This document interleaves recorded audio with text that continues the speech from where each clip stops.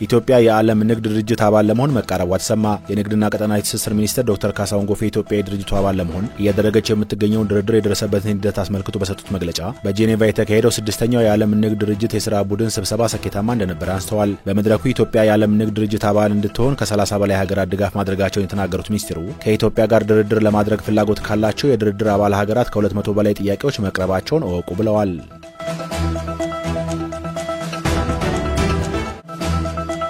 የሰሜን ምስራቅ ሚሌ የፈጥኖ ድራሽና የኮንትሮባንድ ቁጥጥርና ክትትል መምሪያ ካምፕ ተመረቀ።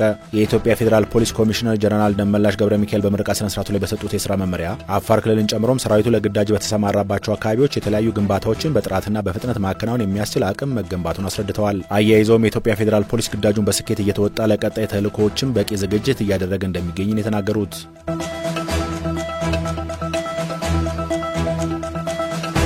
በዓለም የጎዳና ላይ ብስክሌት ሻምፒዮና ድንቅ ብቃት ያስመዘገበው የኢትዮጵያ ልዑክ ቡድን አዲስ አበባ ገብቷል። ከመስከረም 11 እስከ 18 በሩዋንዳ አስተናጋጅነት በተደረገው ውድድር ኢትዮጵያ ከአፍሪካ በድምሩ አንደኛ ደረጃን በመያዝ አጠናቃለች። በታዳጊዎች ጽጌ ካሳ ያስመዘገበችው ውጤት በታሪክ በአፍሪካ የመጀመሪያ ምርጥ ውጤት ነው። የድብልቅ ሪሌይና የግል ሰዓት ሙከራ ኢትዮጵያ በሻምፒዮና ምርጥ ብቃት በማሳየት ከአፍሪካ ቀዳሚ በመሆን ያጠናቀቀችባቸው ውድድሮች ናቸው።